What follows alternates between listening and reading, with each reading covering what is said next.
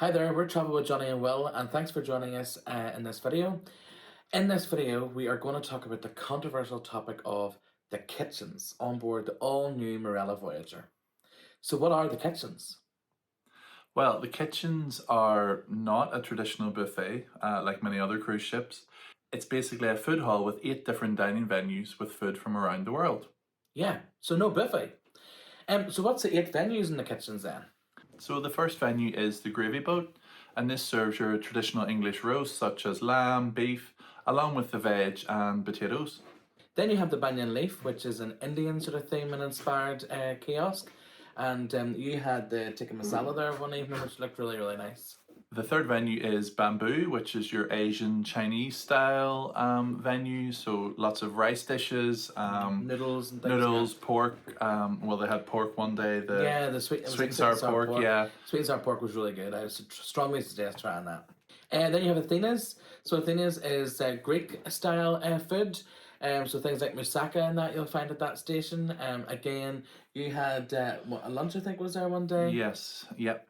Next venue is the pastry crust, which is your basically sort of your pie and mash and veg with, I think there's a selection of 7 pies that they turn around at that station. Yeah, so every evening the pies are the same in the daytime for lunch, but every evening they change the pie, something different every night.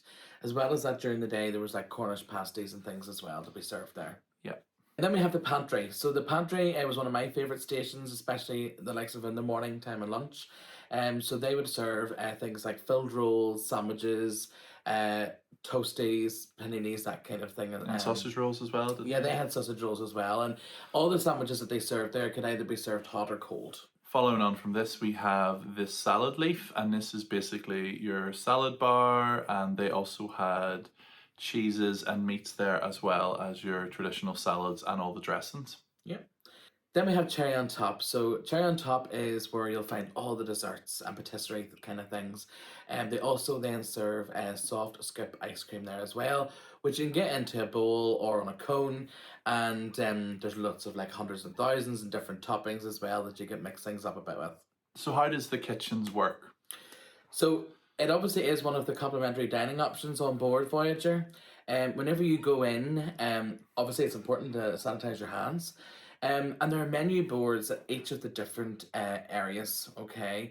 The menu boards are either on a sort of stand or they're on a digital screen behind the counter, which I really liked because sometimes whenever you go to a traditional buffet, you're standing in a queue, you're going along, and sometimes you don't even know what You don't the know food what's is there, yeah. until you're actually right there and you have to quickly decide, do you want it or do you not? In the kitchens, all the food is behind glass, so therefore there's servers on the other side, and they will serve the food to you. They will give you as much or as little as you want. It's just up to you to communicate this to them. And that also means then that they're not swapping plates. So basically, if you go to one station and you wanted, say, the roast beef, Yeah. they put the roast beef and the vegetables on the plate. But if you went to a second station and you asked for, say, chips to go with your roast beef, then the chips are put on a separate plate, and it's all to do with hygiene. The reason it's like this is because the way the kitchens is set out, it's basically that you will go to one eatery within this food hall and select a full meal from that eatery, like you would if you were in a shopping centre. You're not going to go to Burger King and get a burger and then get your chips from McDonald's and then your drink from KFC. Well, we wouldn't, but No. some people might. And that's the way it's intended. It's yeah. not intended that you go round each one and grab a bit from each one. Yeah. The other thing we liked was it was very clear on our cruise where to queue. There was always queue here signs. Yeah, start here. Which we quite liked. So the opening hours for breakfast in the kitchens is from 6:30 in the morning. The bakery part is opened, so you'll be able to go and get a croissant or some pastries.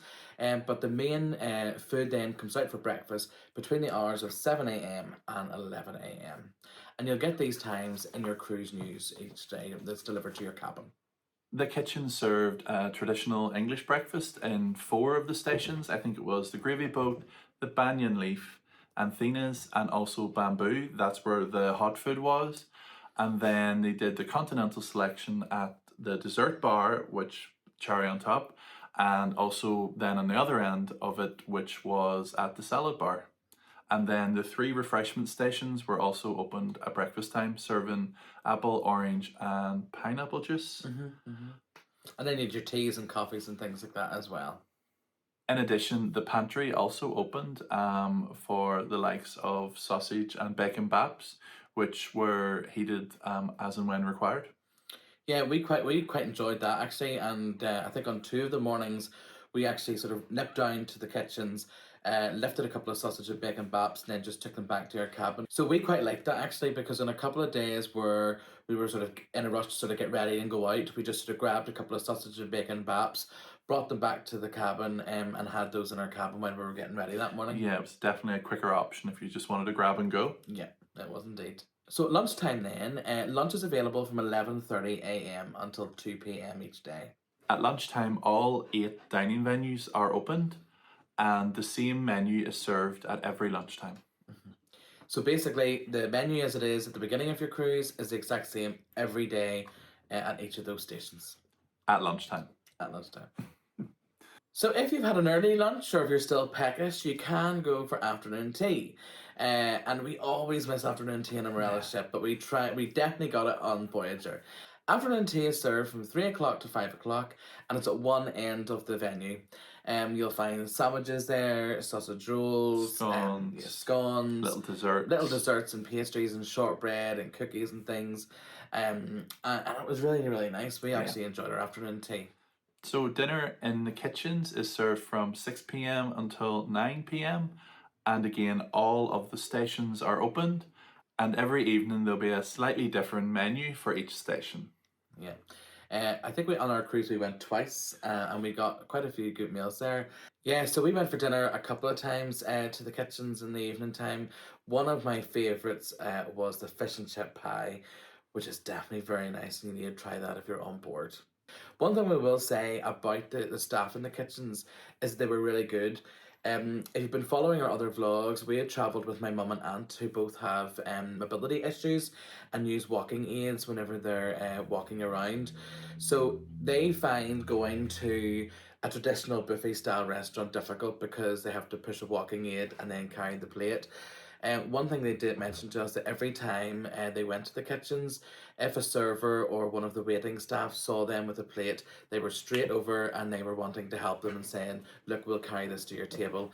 And on 1 or 2 occasions, they actually went then and got them drinks as well and brought them back for them. So they were really helpful and attentive to them. So it's just worth noting if you do have any mobility issues yourself. Yeah, although we would recommend that you would go to the main dining room, because then obviously you don't have to pick up anything yourself. So, late night snacks, or if you want a midnight feast.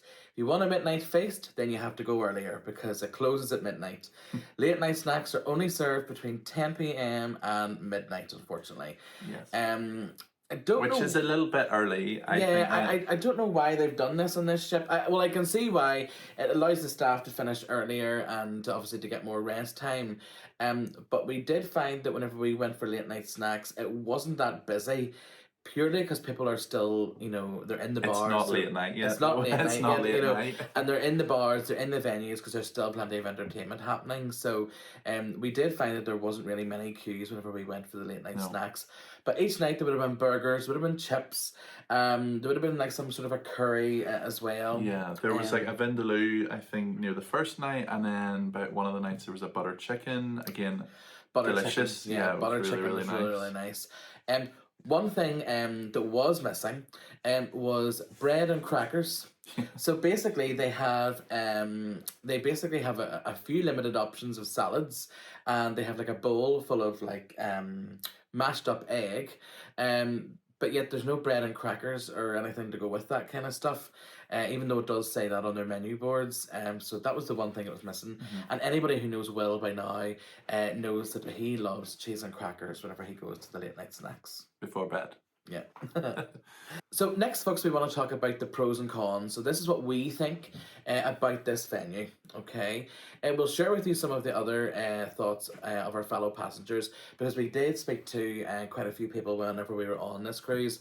But first of all, we wanted to tell you what we actually thought and what we felt the pros and cons were.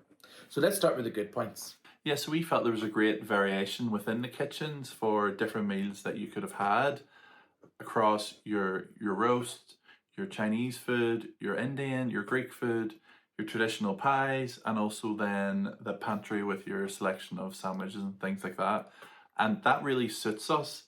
Yeah, so basically, there's 7 food choices. There's 7 kiosks. So if you're on a 7-night cruise, you can get to go to a different kiosk every night.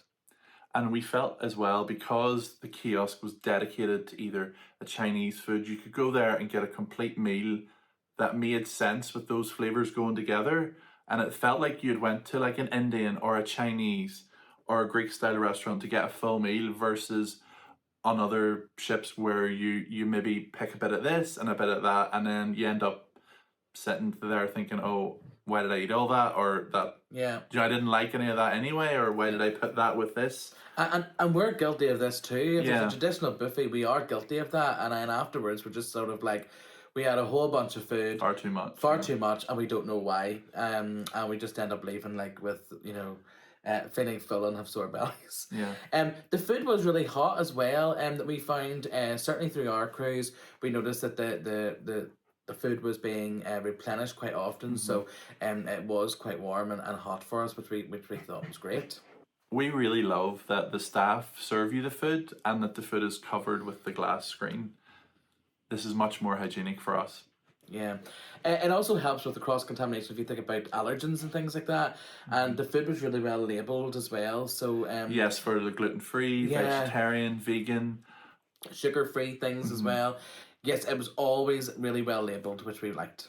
One thing we thought was a real good point about the kitchens is it just felt so new, and it was very bright and airy. There seemed to be a lot of space, a lot more places to sit and eat your meals. The layout of the kitchens meant then that you weren't really bumping into people, and queues were shorter because people were queuing at 8 different places at one time, as opposed to a traditional buffet where it's like 2 sides, nearly 2 queues. Yeah. So we sort of liked the whole idea of this sort of like airy space, which sort of had a lot of space, and freedom to move around in. The style of the venue is very modern, and it's unlike anything else that we've seen on Explorer or Explorer 2. Or any other cruise line, actually. Yeah, or any other cruise line. And it's so well lit. It's physically dazzling. It's bright. Yeah. Also, another thing which I noticed at the refreshment stations, they now do not have the coffee in the big container thing. They have a new machine, a new coffee machine with touchscreen, and it has the fresh beans and all in it, and they're ground as and when they're needed. So yeah, there are a couple of cons, and we did visit the kitchens quite a bit on this cruise.